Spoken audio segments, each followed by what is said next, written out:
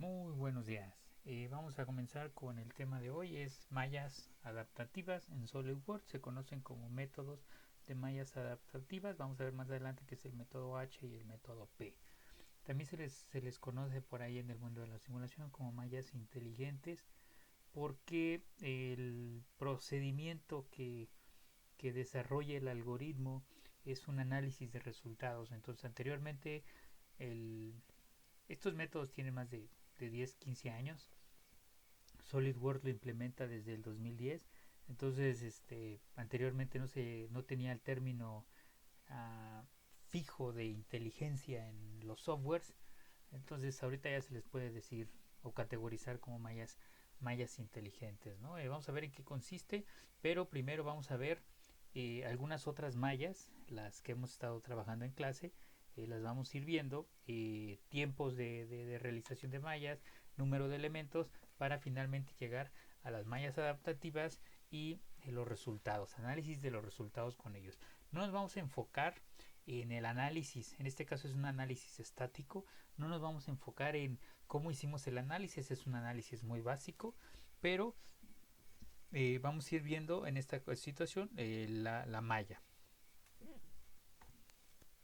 Ok, entonces esa es una horquilla de ajuste, es una pieza que se descargó del internet por la versatilidad que tiene la pieza para poder hacer muchas pruebas con ella. Es una pieza que se restringió su movimiento en los pernos. Aquí tiene unos pasadores y en la base, y se le aplica una carga desde la parte de arriba sobre esta área, ¿sí? Entonces, por default, la malla básica que me genera la malla estándar, el SolidWorks, al pedirle yo que me haga la simulación sin meterme a los criterios de malla, me presenta esta malla. Es una malla que tiene 10.700 elementos. 10.700 elementos para una pieza que, que tiene 16 centímetros, pues a mi punto de vista está bien. ¿Por qué? Porque es una pieza que tiene espesores de pared, pues relativamente delgados, no muy gruesos. No quise poner nada más una placa para ver una placa gruesa para ver nada más el tipo de análisis, ¿no? Sino que se vea sobre todo en las zonas donde se pueden concentrar los esfuerzos, donde podríamos llegar a nosotros a creer que se verían la mayor cantidad de esfuerzos. Entonces, para hacer este tipo de malla, que es la malla básica, la computadora se tarda 6 segundos.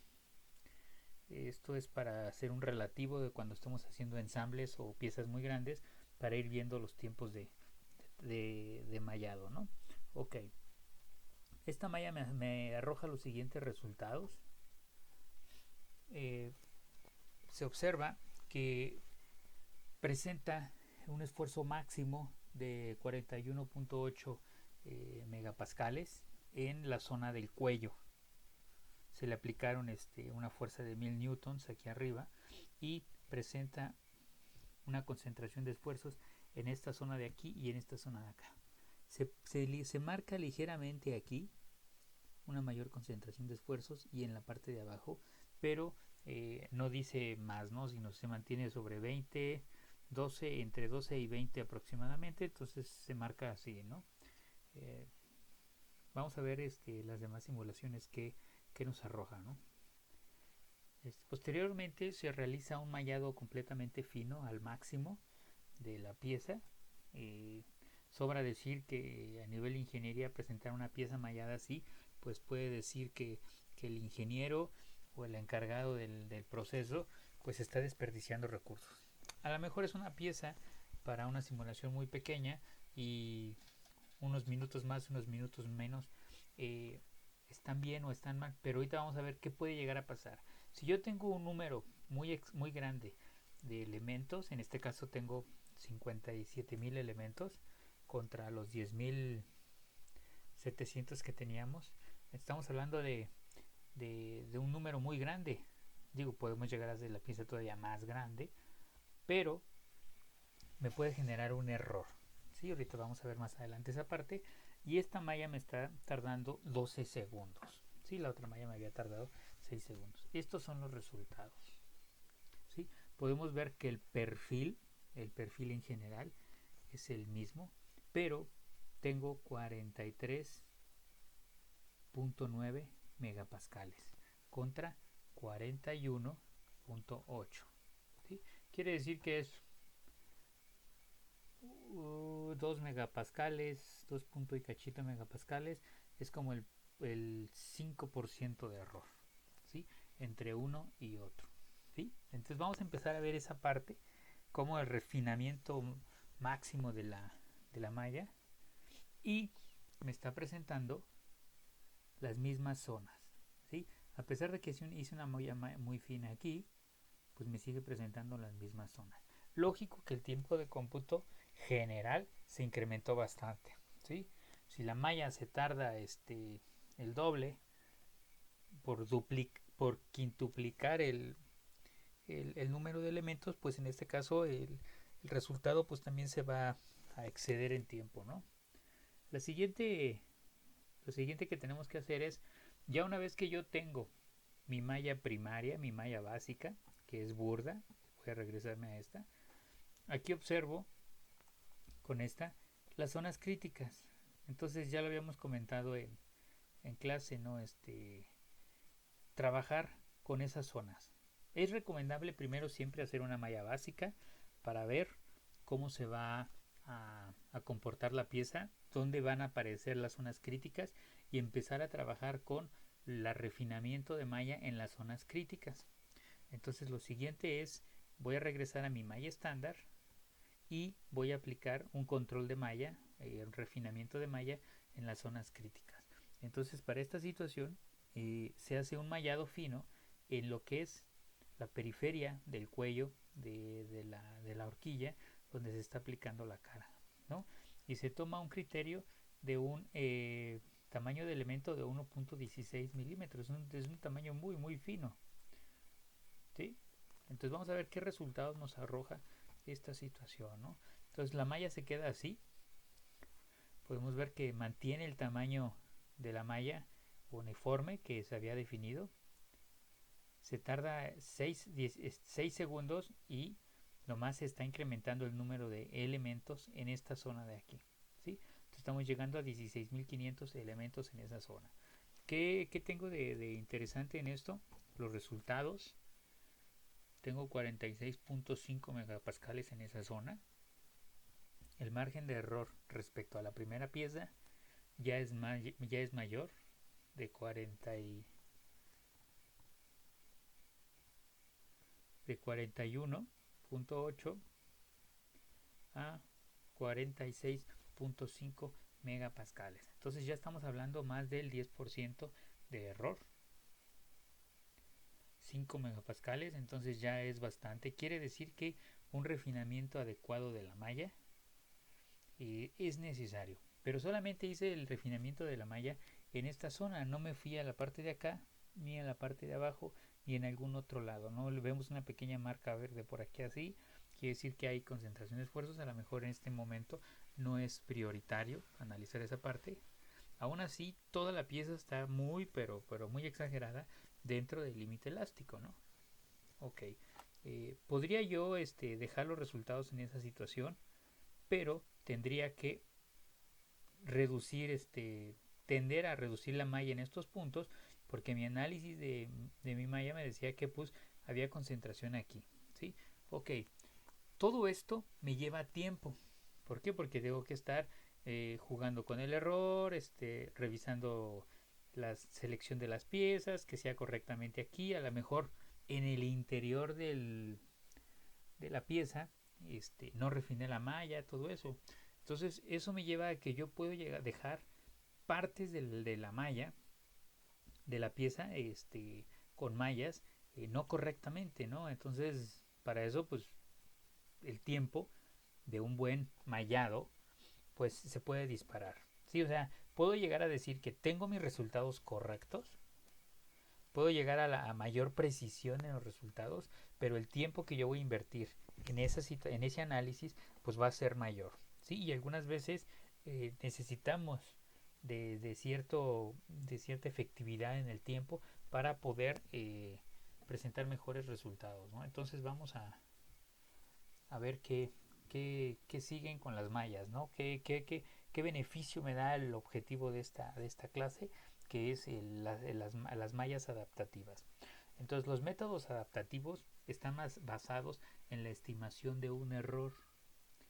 Existen dos métodos para esta situación, para la predicción de esta situación, que uno es el método H, que es el que vamos a ver a continuación, y posteriormente el método P. El método H consiste en hacer una malla, partir de una malla estándar y de ahí analizarla, hacer la simulación, analizarla, encontrar las zonas con mayor error, las zonas donde podemos decirlo así, se encuentran los esfuerzos y empezar a trabajar en el refinamiento de las zonas críticas. Entonces podemos decir que el algoritmo tiene que analizar y corregir. Entonces lo que va a hacer es que va a estar corrigiendo la malla en cada una de las iteraciones o bucles, como se le conoce en el software. En el ambiente de la simulación se le conocen como iteraciones o loops, y en en el software se le puede conocer como loops o como bucles. Sí, quiere decir que va a agarrar una malla inicial, resuelve el algoritmo de la física del problema y analiza los resultados. Y después propone una corrección de malla en una zona, de acuerdo a los resultados, a los errores máximos, en este caso estamos hablando aquí de un 1%, y a partir de eso vuelve a modificar la malla y vuelve a resolver el problema, y así sucesivamente. El método H tiene hasta un máximo de 5 loops o 5 bucles para resolverlo, y ahorita vamos a ver los resultados. Es un método muy bueno. Desde el punto de vista personal me gusta mucho trabajar con este método. Es muy práctico, te evita muchísimas cosas de estar ahí reduciendo, quitando, poniendo, pero es elemental que conozcamos toda lo que está detrás de los algoritmos adaptativos o inteligentes, ¿no? La tendencia, al final de cuentas, en toda la ingeniería es la inteligencia. La propuesta, la inteligencia artificial, todo eso, ¿no? Pero no debemos dejar de nosotros conocer qué está haciendo. Si no hay que confiar siempre al 100%, decir, sí, que haga toda mi chamba, porque al rato la computadora se va a llevar tu cheque y entonces sí, ya las cosas cambian, ¿no? Entonces este método tiene ciertas limitantes, solamente es para sólidos, para análisis estáticos, no aplica térmicos, fluidos, vibraciones no he trabajado con él, soy sincero en esa parte, pero no se puede usar para térmicos ni para fluidos. Para fluidos sería una maravilla que tuviéramos este tipo de cosas, probablemente haya algunos algoritmos especiales, pero fluidos es otro rollo a la hora de hacer mallas. Entonces una cosa de estas estaría genial, ¿no? Vamos a ver el método P. Este método consiste en la utilización de elementos más eficaces en regiones con altos niveles de error. Ejecuta el análisis y estima los errores. Posteriormente, el programa aumenta el orden de los elementos de las regiones cuyo nivel de error es más alto que el nivel especificado por el usuario. Esto se define cuando uno programa o define el método adaptativo que va a usar, ¿no? Es importante decir que el método P no altera la malla, sino que altera el orden de los polinomios utilizados para aproximar el campo de desplazamientos, o en este caso el campo de los esfuerzos o del nivel de energía o de los esfuerzos que está uno definiendo, ¿no? Entonces la utilización de un orden polinomial unificado para todos los elementos no resulta eficaz. El software incrementa el orden del polinomio solo donde es necesario. Este método es un poco más selectivo, de ahí viene la parte de que les digo, ya el software empieza a ser un poco más inteligente, ¿no? Entonces, este método quiere decir que no va a irse sobre la malla, se va a ir sobre los algoritmos de solución del orden de los polinomios. ¿Sí? Entonces ya las situaciones también ya están más avanzadas. Aquí, para poder decidir los puntos claves de ajuste de este método, pues ya uno tiene que tener un poco más de conocimiento en la parte de la mecánica de los medios continuos, de los criterios de solución y todo ese tipo de cosas, ¿no? que eso ya algunos alumnos lo dominan por la materia de mecánica del medio continuo, ¿sí? Entonces igual este software tiene limitantes, solamente es para ensambles y piezas sólidas, no maneja análisis térmico o de fluidos. Entonces vamos a empezar con una malla adaptativa. Esta es una malla adaptativa H, el método H. Automáticamente, ahorita vamos a ver cómo se carga sobre el software. Aquí podemos ver cómo genera después de 5 bucles. Se tardó 5 segundos por bucle. Estamos hablando de 25 segundos en hacer esta malla. En total la pieza tiene 36.000 elementos y podemos ver que refinó zonas que habíamos dejado sin tocar, ¿sí? Solamente nos hemos enfocado aquí así, y fíjense que también adentro me está diciendo que es necesario aplicar la malla, ¿no? Entonces aquí con estas cosas uno puede empezar a decir, ok, entonces el software también me puede enseñar, después de hacer 2-3 pruebas, me puede estar enseñando algunas zonas donde aparentemente hay esfuerzos y yo los veo invisibles o no estoy dedicándole atención a eso, ¿no? Entonces me puede ir a empezar aquí, marca un refinamiento en la zona de las sujeciones.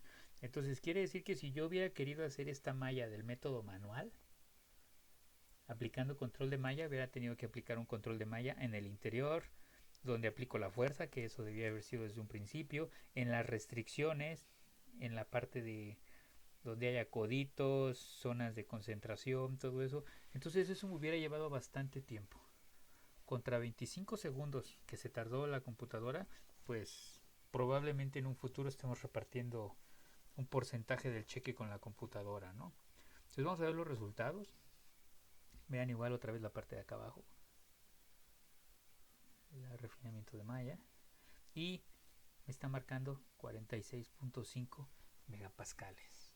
Entonces quiere decir que el margen, estoy sacrificando 25 segundos y que el software trabaje en esa situación contra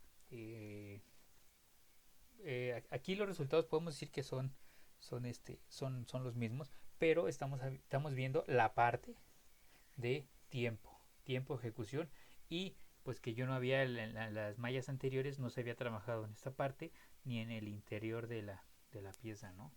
Vamos a ver los resultados de la malla P. Esta es la malla P, entonces podemos ver que es la malla básica.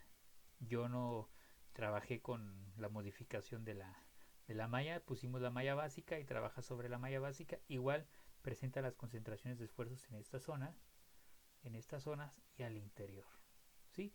Los resultados es 47.1 megapascales. Ya es un poco el margen de error todavía es mayor. Aquí tendríamos que meternos un poco con las matemáticas, pero ya me está dando mayor precisión. La parte más precisa la puede tener el método P, la parte más práctica con muy buen nivel de resultado me lo puede dar el método H, ¿sí? Entonces vamos a comparar los resultados. La malla básica 41.8 megapascales, el refinado máximo 43.9. Aquí me quiere decir que en que yo haga mi pieza en el máximo no quiere decir, vuelvo a lo mismo, que mis resultados son los correctos. Posteriormente una malla básica con un control de malla en zonas específicas 46.5. Después el método H 46.5 y el método P 47.1. Entonces del 47.1 al 41.8 es un margen de error bastante grande. Ya no es un 1%, una cosa de esas, ¿no? Entonces, como conclusión, es muy importante el trabajo de una malla. No nada más es software, ponte a trabajar, haz la malla, nada más porque sí, te pongo malla básica y vamos a ver qué sucede. A lo mejor para un trabajo práctico, para familiarizarse con el software, es práctico, es permisible. Pero para un trabajo de ingeniería, que es a final de cuentas donde todos ustedes van a estar, ya no es permisible una malla básica. Si yo quiero conocer pues a grandes rasgos el comportamiento de mi pieza y todo eso, sin que yo vaya a entregar un informe de ingeniería, está bien una malla básica. Pero si mi trabajo, si la reputación del ingeniero, si hay vidas de por medio, eh, no sé, muchas cosas que están involucradas en el comportamiento de la ingeniería. Entonces, una malla básica es como para regresarse al segundo o tercer semestre de la carrera después de que ya estén trabajando, ¿sí? Y aún así se llegan a encontrar ingenieros que ya están trabajando y se quedan con la malla básica, ¿sí? Entonces, también no vamos a abusar de los recursos porque tengo una workstation con 32 GB de RAM, de utilizar un refinado máximo, ¿no? Porque estamos viendo que los resultados no me ayudan mucho, ¿sí? Entonces ya empezando a aplicar los controles de malla, que significa invertir tiempo, que algunas veces no lo hay, yo alcanzo resultados coherentes, ¿sí? Pero pues ya existen métodos con mallas adaptativas o mallas inteligentes que me pueden ayudar en esa parte, ¿no? Entonces, la malla del método H es mucho más práctica. El método P es más preciso numéricamente hablando. Vuelvo a decirlo, cuando tenemos un conocimiento bastante robusto en la simulación, la matemática de la simulación, la física del problema, para poder decir, ok, voy a utilizar este criterio, voy a utilizar este otro criterio. Entonces lo recomendable es empezar con una malla H, después de conocer bastante bien los criterios de malla, y en un futuro, cuando la experiencia del simulador, del ingeniero, del analista sea adecuada, pues poco a poco se van a ir dando las herramientas para que nosotros tengamos un dominio del método P, ¿sí? Entonces vamos a ver cómo implementarlas y cómo corre la simulación, cómo va haciendo los bucles, y por suerte el método H te va mostrando la malla, la modificación de la malla. El método P, pues como no modifica la malla, pues no ves cómo está moviéndose los polinomios, ¿no? Entonces, pero el método H sí nos permite, ¿no? Entonces vámonos al SolidWorks.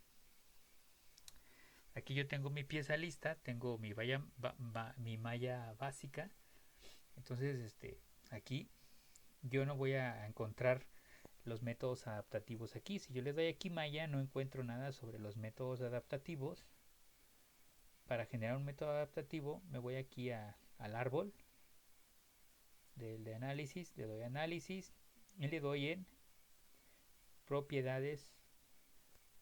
Y aquí me salen algunas cosas sobre el análisis, los vamos a ver con más calma. Cuando se incluye el coeficiente de fricción, cuando hay efectos térmicos de fluidos, cuando yo quiero vincular un trabajo de fluidos con sólidos y todo eso. En este caso le vamos a dar a la ventana de solución adaptativa.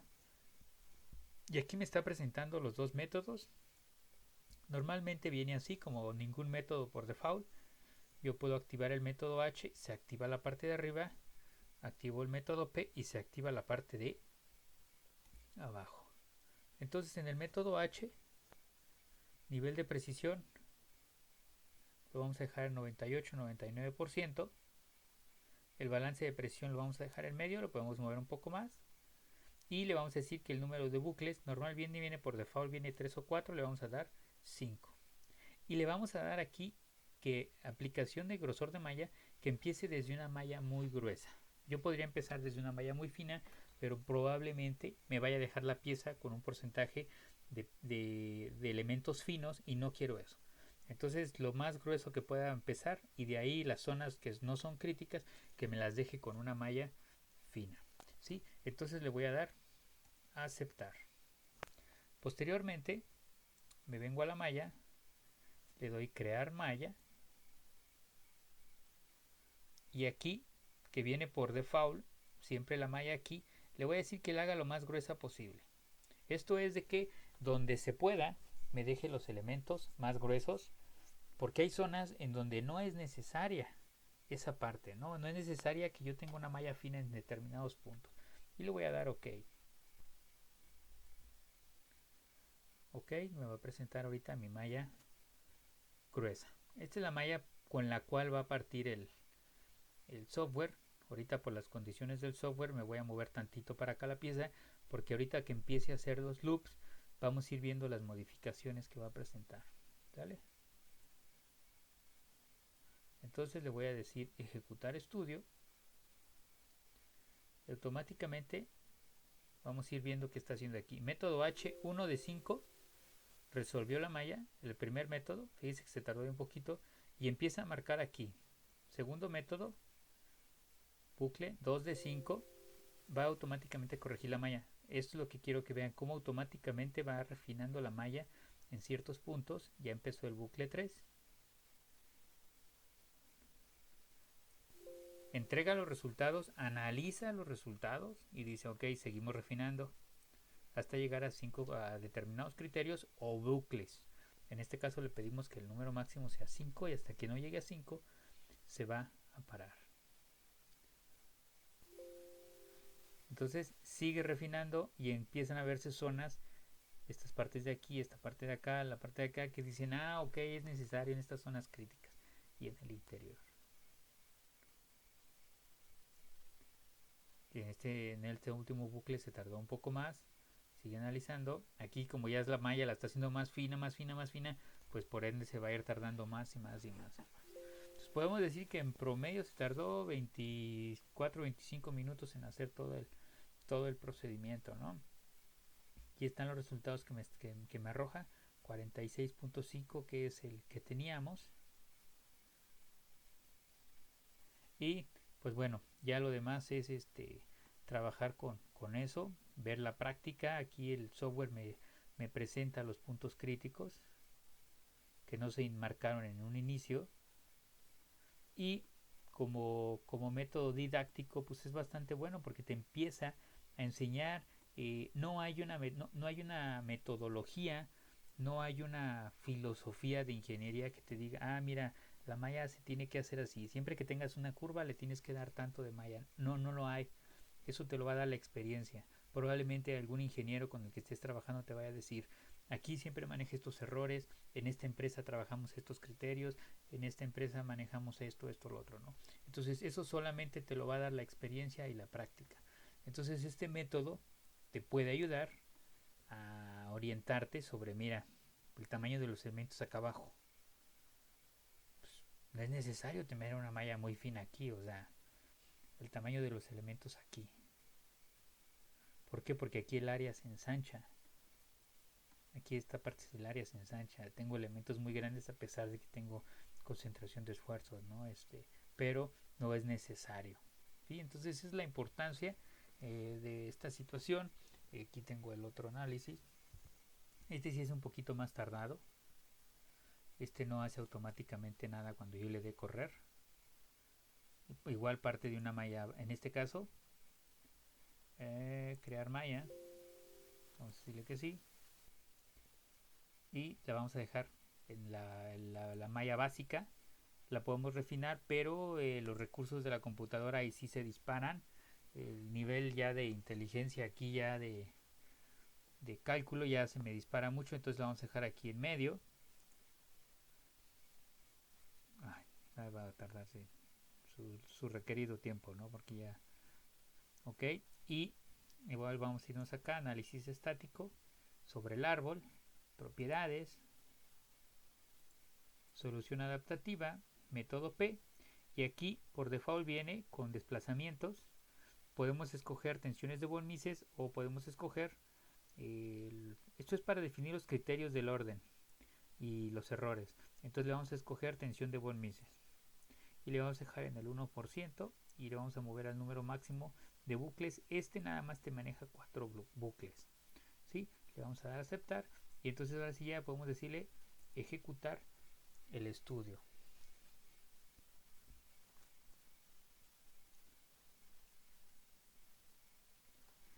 Aquí un elemento, fíjense, aquí ya se mete más con matemáticas. Aquí te dice que un elemento está fuera. En este caso, tener que buscar cuál es el elemento y todo eso, pues le vamos a decir que sí, que continúe. No se disparan mucho los resultados, pero ahí se tendría que trabajar con ciertas situaciones, ¿no? Entonces, aquí está haciendo los bucles. Ya va acá en el bucle 2 de 4, pero vean esta situación. El uso de memoria se dispara bastante con este método comparado con el otro, ¿no? bucle número 4.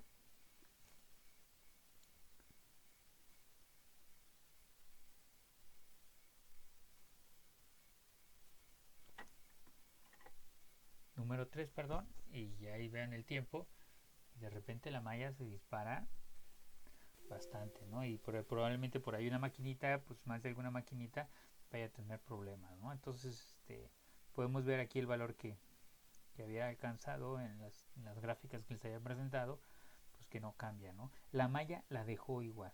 Lo que cambió fue la matemática con los polinomios con la cual lo va a resolver. Que eso es lo interesante, pero para eso pues ya estaremos trabajando más adelante. Entonces por mi parte sería todo. Muchísimas gracias. Cualquier cosa, pues ahí estamos. Espero que les haya servido. Más adelante vamos a ver algunas otras cositas sobre mallas. La malla es muy muy interesante. En la industria poca gente se dedica a trabajar con las mallas. Casi todos o son dibujantes o son analistas. Y no hay un buen analista si no sabe hacer una buena malla. Ese es un punto súper importante, ¿no? Entonces, pues por el día de hoy, pues le vamos a dejar con esta parte. Muchísimas gracias por todo. Hasta luego.